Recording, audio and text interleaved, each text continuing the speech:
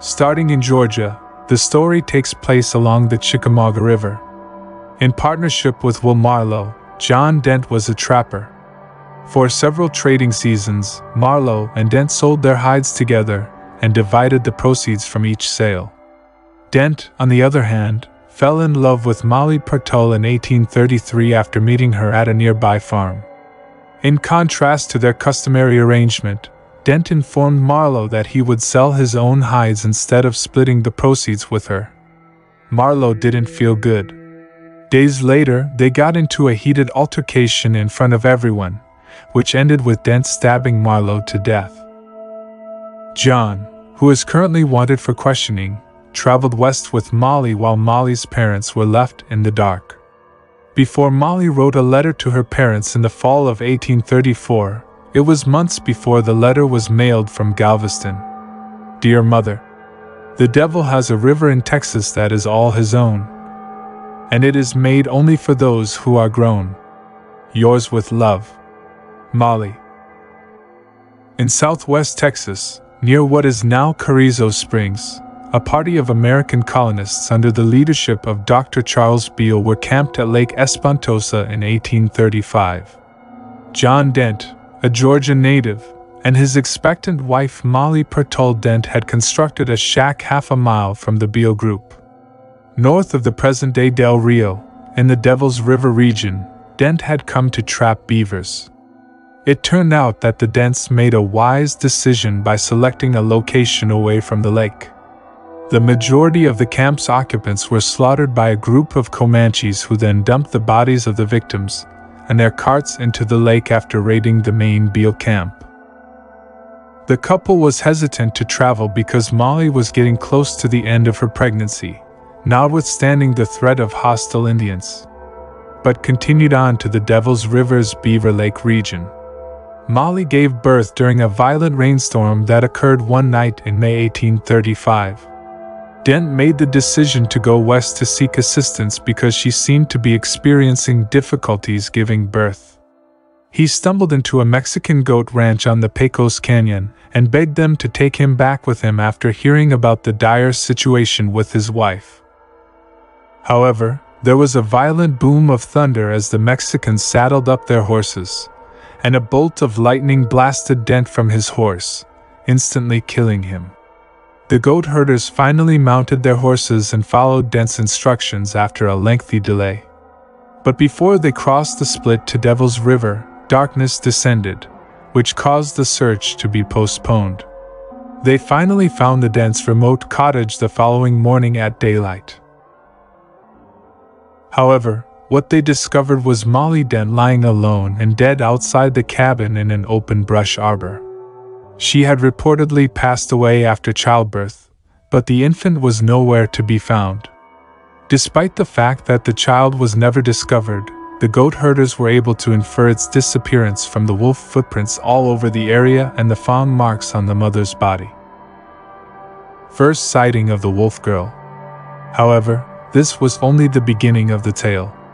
10 years later, in 1845, a young boy from San Felipe Springs, Del Rio, claimed to have witnessed a creature, with long hair concealing its features, that appeared like a naked girl, attacking a herd of goats alongside a pack of Lobo wolves.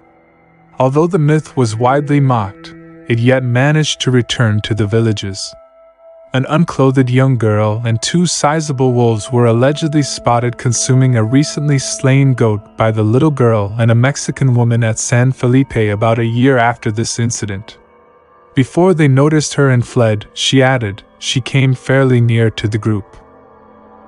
The girl began to run on all fours, but soon sprang up and moved to run on 2 feet while staying near to the wolves, as the mother observed. Since there was no question in the woman's mind regarding what she had seen, the dispersion of people in the Devil's River region started keeping a close eye out for the girl.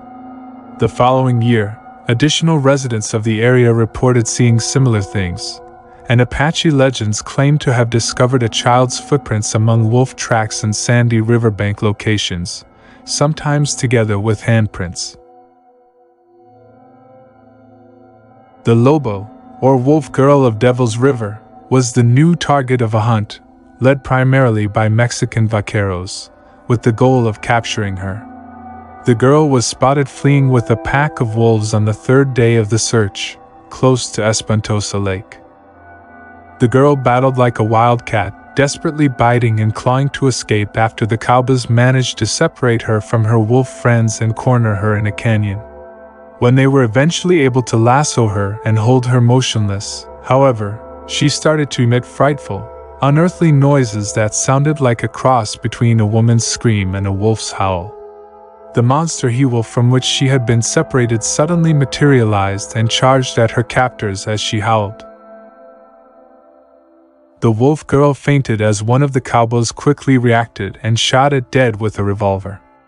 With the girl safely restrained, the guys were able to study her and saw that despite her hair-covered body and frantic demeanor, she appeared to be human.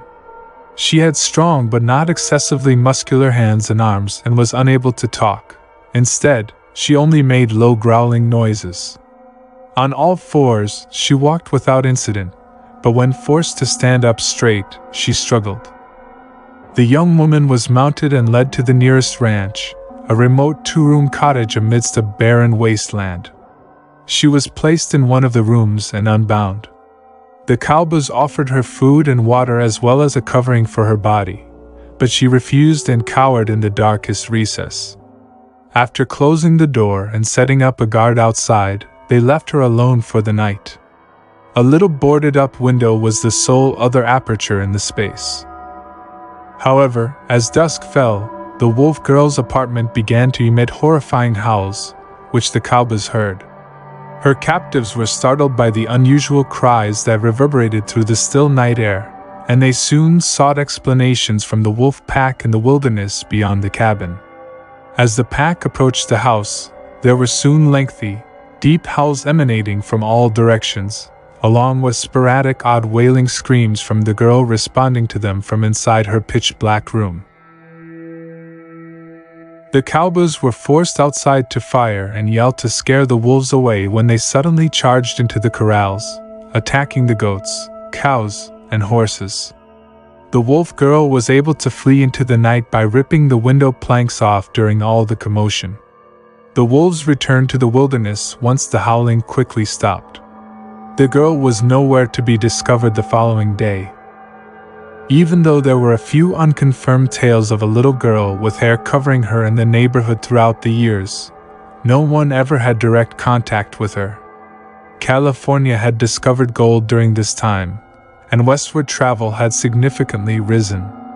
Frontiersmen were riding down to the Rio Grande at a curve well above the mouth of Devil's River in 1852 as part of a surveying mission looking for a new route to El Paso. They could see a young woman feeding two wolf cubs up close while sitting on a sandbar when they were almost at the water's edge. She swiftly snatched the puppies when she suddenly saw them and fled into the breaks at such a speed that the horsemen couldn't keep up with her. In that year, the girl would have turned 17. She then vanished into the countryside for good. Soldiers in Camp Hudson, Texas, reported hearing howling and cries at night throughout the 1850s and 1860s. It is currently difficult to determine what happened to Mollie Dent's daughter,